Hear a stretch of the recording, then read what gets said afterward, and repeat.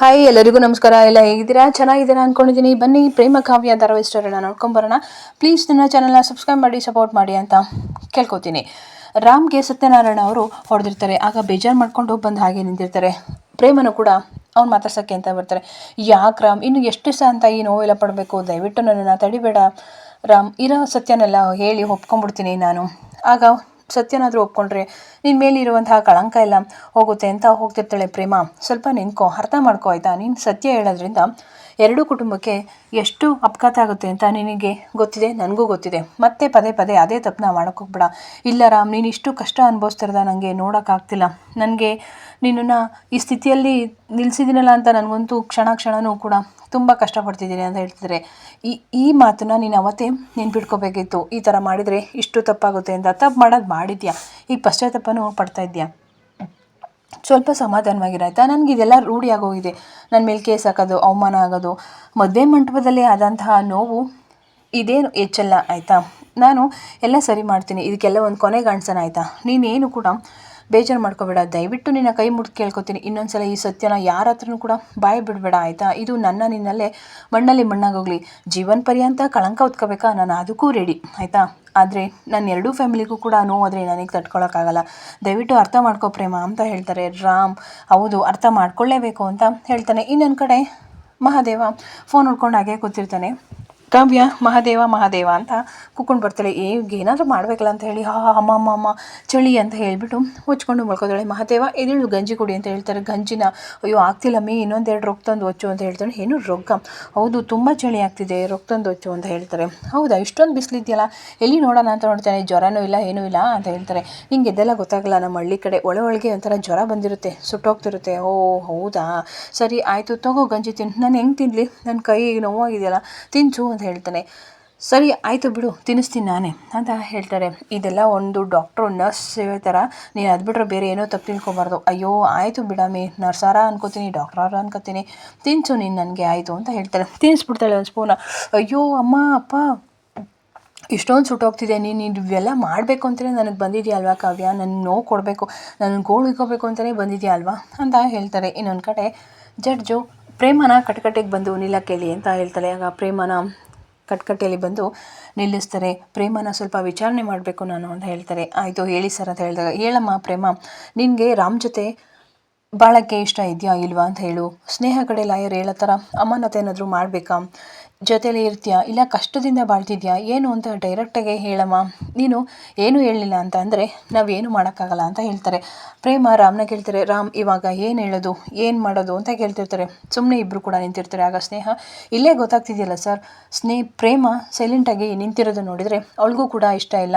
ಯಾರೋ ಒಬ್ಬ ಏನೋ ಕಟ್ಟಾಗಿ ಬಿಗಿ ಆಗಿ ಅವನ ಹತ್ರ ಸಂಸಾರ ಮಾಡ್ತಿದ್ದಾನೆ. ದಯವಿಟ್ಟು ಅವ್ರನ್ನ ಆದಷ್ಟು ಬೇಗ ಅಮಾನತ್ ಮಾಡಿ, ನಾನು ಕೊಟ್ಟಿರೋಂಥ ಷರತ್ತಿಗೆ ಒಪ್ಕೊಂಡ್ರೆ ರಾಮ್, ನಾನು ಈ ಕೇಸನ್ನ ವಾಪಸ್ ತಗೊಂಡು ದೊಡ್ಡ ಮನ್ಸು ಮಾಡಿ ರಾಮ್ನ ಮದುವೆ ಆಗ್ತೀನಿ ಅಂತ ಹೇಳ್ತಾರೆ. ಆಗ ಪ್ರೇಮ, ಇಲ್ಲ ನನಗೆ ಅಮಾನತ್ ಬೇಡ ಸರ್, ನಾನು ರಾಮ್ ಜೊತೆನೇ ಇರ್ತೀನಿ, ರಾಮ್ ಜೊತೆನೇ ಬಾಳ್ತೀನಿ ಕೊನೆವರೆಗೂ ಅಂತ ಹೇಳ್ತಾರೆ. ಆಗ ಫುಲ್ಲು ಸ್ನೇಹಗೂ ಕೂಡ ಶಾಕ್ ಆಗುತ್ತೆ. ಏನಪ್ಪ ಇದು, ಇವಳು ಹೀಗೆ ಹೇಳ್ತಿದ್ದಾಳಲ್ಲ ಅಂತ ಎಲ್ರಿಗೂ ಶಾಕ್ ಆಗುತ್ತೆ. ಮಹೇಶ್ವರಿಗೆ ಇನ್ನೊಂದು ಕಡೆ ಫುಲ್ಲು ಉರಿತಾ ಇರುತ್ತೆ.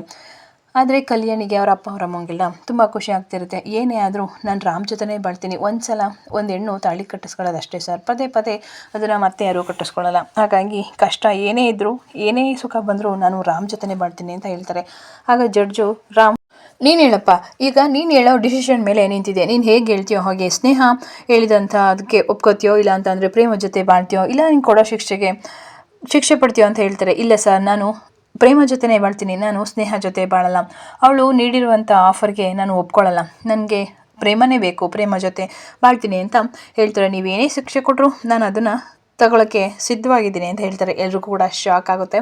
ಆದರೆ ಕಲ್ಯಾಣಿಗೆ ತುಂಬಾ ಖುಷಿಯಾಗುತ್ತೆ. ಆಯ್ತಪ್ಪ, ಸರಿಯಾದ ಡಿಸಿಷನ್ ಹೇಳ್ತಿದ್ದೀರಾ ರಾಮ್ ಅಂತ ಹೇಳ್ತಾರೆ. ಹೌದು ಸರ್, ನಾನು ಕರೆಕ್ಟಾಗಿ ಹೇಳ್ತಿದ್ದೀನಿ, ನೀವೇನೇ ನನಗೆ ಶಿಕ್ಷೆ ಕೊಟ್ಟರು ನಾನು ಅದನ್ನು ಅನುಭವಿಸ್ತೀನಿ, ಸಿದ್ಧನಾಗಿದ್ದೀನಿ ಅಂತ ಹೇಳ್ತಾರೆ. ಹಾಗೆ ಎಲ್ರಿಗೂ ತುಂಬಾ ಖುಷಿ ಆಗ್ತಿರುತ್ತೆ. ಇನ್ನೊಂದು ಕಡೆ ಕಿಟ್ಟಿ ಮತ್ತು ಮಹೇಶ್ವರಿ ಇಬ್ರಿಗೂ ಕೂಡ ಫುಲ್ಲು ಕೋಪ ಬಿಡ್ತಾರೆ. ಏನಿದು ರಾಮ್ ಹೀಗೆ ಮಾತಾಡ್ತಿದ್ದಾನಲ್ಲ ಅಂತ ಅನಿಸುತ್ತೆ ಸ್ನೇಹಕ್ಕೆ. ರಾಮ್ ಒಪ್ಕೊಂಡ್ಬಿಡ್ತಾನೆ ಎದ್ರುಕೊಂಡು ಭಯದಿಂದ ಅಂತ ಅಂದ್ಕೊಂಡಿರ್ತಾಳೆ. ಆದರೆ ರಾಮ್ ಯಾವುದಕ್ಕೂ ಕೂಡ ಜಗ್ಗಲ್ಲ, ಬಗ್ಗಲ್ಲ. ಹಾಗಾಗಿ ನಾನು ಒಪ್ಪಲ್ಲ ಸರ್, ನನಗೆ ಇವಳು ಕಂಡ್ರೆ ಇಷ್ಟ ಇಲ್ಲ, ಈಗ ಮದುವೆ ಆಗೋಗಿದೆ, ಆದರೆ ನಾನು ಪ್ರೇಮ ಜೊತೆನೇ ಮಾಡ್ತೀನಿ ಅಂತ ಹೇಳ್ತಾರೆ.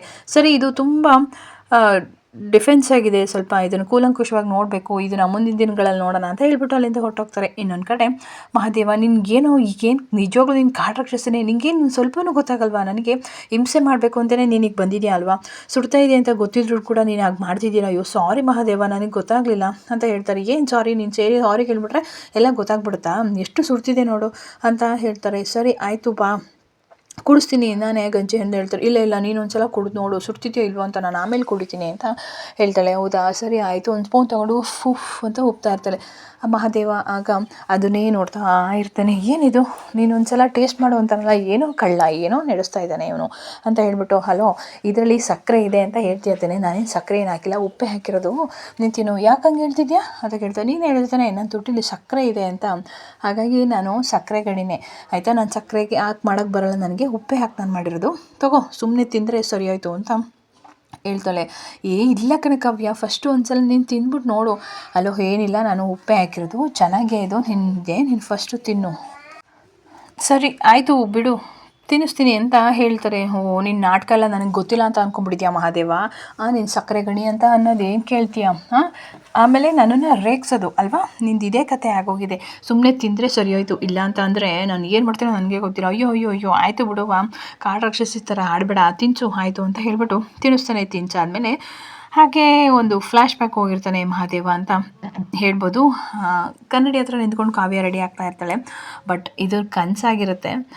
ಆಗ ಕಾವ್ಯಂಗೆ ಹಾಗೆ ದಿಂಬಲ್ಲಿ ಜ್ವರ ಕೊಡ್ತೀನಿ, ಹೇ ಯಾಕೋ ಹೊಡಿತಿದ್ಯಾ ಅಂತ ಹೇಳ್ಬಿಟ್ಟು ಇಬ್ಬರು ಕೂಡ ಹಾಗೆ ಎದ್ದು ದಿಂಬಲ್ಲಿ ಹೊಡೆದಾಡ್ತಾ ಇರ್ತಾರೆ. ಸುಮ್ಮನೆ ಹಾಗೆ ಮಹಾದೇವ ಹಿಂಗೆಲ್ಲ ಆಡಿದರೆ ಎಷ್ಟು ಚೆನ್ನಾಗಿರ್ತದಲ್ವ ಅಂತ ಹೇಳ್ಬಿಟ್ಟು ದಿಂಬು ತೊಗೊಂಡು ಹೊಡೆದಾ ಇರ್ತಾರೆ.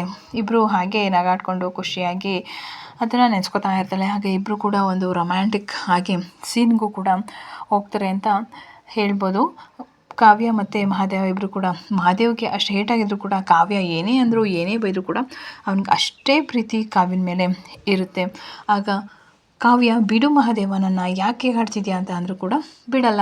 ಹಾಗೆ ಅವ್ನ ಕನಸಿನ ಲೋಕದಲ್ಲಿ ಫುಲ್ಲು ತೆಲಾಡ್ಕೊಂಡು ಹಾಗೆ ಕನಸು ಕಾಣ್ತಾ ಕೂತಿರ್ತೇನೆ. ಇಬ್ಬರು ಕೂಡ ಹಾಗೆ ಒಂಥರ ಕನಸೇ ಕಾಣ್ತಿರ್ತಾರೆ ಅಂತ ಹೇಳ್ಬೋದು. ಆದರೆ ಕಾವ್ಯಗೆ ಮಾತ್ರ ಅದೇನೂ ಇರಲ್ಲ. ಮಹಾದೇವ ಹಾಗೆ ಕನಸು ಕಾಣ್ತಾ ನಿಂತಿರ್ತಾನೆ. ಬಿಡು ಮಹಾದೇವ ಅಂತ ಹೇಳ್ಬಿಟ್ಟು ಹಾಗೆ ನಾಚಿಕೊಂಡು ಕಾವ್ಯ ಓಡೋಗ್ತಾನೆ. ಮಹಾದೇವ, ಏನದು, ಏನು ನೆನೆಸ್ಕೋತಾ ಇದೆಯಾ ನೀನು ಅಂತ ಕೇಳ್ತಿರ್ತಾಳೆ ಕಾವ್ಯ. ಅದು ಅದು ಅದು ಅಂತ ಹೇಳ್ತಾನೆ. ಏನು ಅದು ಅದು ಅದು ಅದು ಅಂತಿದ್ಯಾ ಅಂತ ಹೇಳ್ತಾರೆ. ಅದು ಕನಸು ನಿನ್ನ ಕನಸಲ್ಲಿ ನೀನು ಅಷ್ಟು ಪ್ರೀತಿ ಮಾಡ್ತಿದ್ದೀನು. ಪ್ರೀತಿನ, ಏನು ಪ್ರೀತಿ ಅದು, ಅಯ್ಯೋ ನೀನು ಎಷ್ಟು ಚೆನ್ನಾಗಿದೆ ಗೊತ್ತಾ, ಎಷ್ಟು ಮುದ್ದಾಗಿದೆ ಗೊತ್ತಾ, ನೀನು ಆ ಥರ ನಾಚ್ಕೊಂಡ್ರೆ ಏನು ನಾಚ್ಕೊಳ್ಳೋದು, ಏನು ಕತೆ ನಿಂದು, ಎಲ್ಲೆಲ್ಲೋ ಹೋಗ್ಬೇಡ ನೀನು ಅಂತ ಹೇಳ್ತಾರೆ. ಏನೂ ಇಲ್ಲ, ನಾನು ಹೇಳ್ತೇನೆ, ನಾನು ನೋಡಿದ್ರೆ ನಿನ್ಗೇನು ಕಷ್ಟ, ನೀನು ಅಷ್ಟು ಸುಂದರವಾಗಿ ಕಾಣ್ತಿದ್ಯಾ ಅಂತ ಹೇಳ್ತಾರೆ. ಅಮ್ಮ ಕಾಲು ಅಂತ ಹೇಳ್ತಾರೆ. ನಾನು ಇನ್ನೂ ಹೊಡಿಯೋಕ್ಕೆ ಬಂದಿರಲ್ಲ, ನೀನು ಹಾಗೆ ಕೈ ಎತ್ತಿದ್ರೆ ಅಂತ ಹೇಳ್ತಾರೆ. ಇನ್ನೊಂದು ಕಡೆ ಸ್ನೇಹ ಬರ್ತಿರ್ತಾರೆ. ಧನರಾಜ್ ಅವರು, ಡ್ಯಾಡಿ ನನಗಂತೂ ತುಂಬ ಬೇಜಾರಾಗ್ತಿದೆ ಅಂತ ಹೇಳ್ತಾರೆ. ಧನರಾಜ್, ಯಾಕಮ್ಮ ಇಷ್ಟು ಬೇಗ ನೀನು ಓಪ್ಸ್ನ ಕಳ್ಕೊಬೇಡ ಆಯಿತಾ, ನಾನು ಇದೀನಿ ತಾನೆ, ಆ ರಾಮ್ನ ನಾನು ಸುಮ್ಮನೆ ಬಿಡಲ್ಲ, ಏನು ಮಾಡ್ತೀರಾ ಡ್ಯಾಡಿ ಅಂತ ಹೇಳ್ತಾರೆ. ಏನು ಮಾಡ್ತೀನಿ ನೋಡ್ತಾ ಇರು ಡ್ಯಾಡಿ, ಅಕಸ್ಮಾತು ನನಗೆ ಪ್ರೇಮನೇ ಬೇಕು ಅಂತ ಹೇಳಿದ್ರೆ ಏನು ಮಾಡೋದು, ಹಂಗೆಲ್ಲ ಆಗಲ್ಲ, ನಾನು ಡಾಕ್ಟ್ರು ಮತ್ತು ಪ್ರಾಕ್ಟೀಸೇ ಮಾಡ್ಬೋದು, ಆ ಥರ ಮಾಡ್ತೀನಿ. ನೋ ಬೇಡ ಡ್ಯಾಡಿ, ಯಾವ ಪ್ರಾಕ್ಟೀಸು ಬೇಡ ಏನು ಬೇಡ, ನಾನು ಪ್ರೇಮ ಜೊತೆ ಖುಷಿಯಾಗಿರ್ತೀನಿ ಅಂತ ಅಂದ್ಬಿಡ್ತೇನೆ, ಆ ಥರ ಎಲ್ಲ ಮಾಡಬೇಡಿ ಅಂತ ಹೇಳ್ತಾರೆ. ಧನರಾಜ್ ಒಂದು ಕಾಲ್ ಬರುತ್ತೆ, ಒಬ್ಬ ರೌಡಿ ಕಾಲ್ ಮಾಡಿರ್ತಾನೆ. ಮಾತಾಡೋಕ್ಕೆ ಅಂತ ಹೇಳ್ಬಿಟ್ಟು ಫೋನ್ ಎತ್ಕೋತೀನಿ. ಹೇಳಪ್ಪ ಅಂತ ಹೇಳ್ತಾರೆ. ಅವನು ಇಲ್ಲೇ ಇದ್ದಾನೆ ಸರ್ ಸುಮಿತು, ಈಗ ತಾನೆ ಮನೆ ಒಳಗಡೆ ಹೋದ ಅಂತ ಹೇಳ್ತಾರೆ. ಹೌದಾ, ಅವನ ಮೇಲೆ ಒಂದು ಕಣ್ಣು ಇಟ್ಟಿರಿ, ವಾಚ್ ಮಾಡ್ತಾರೆ, ಅವ್ನು ಯಾವುದೇ ಕಾರಣಕ್ಕೂ ಇವತ್ತು ಬಿಡಬಾರ್ದು, ಅವ್ನು ಇವತ್ತು ಮುಗಿಸ್ಲೇಬೇಕು ಅಂತ ಹೇಳ್ತಿರ್ತಾರೆ. ಡ್ಯಾಡಿ ಏನು ಮಾತಾಡ್ತಿದ್ದೀರಾ ಅಂತ ಹೇಳ್ತಾರೆ.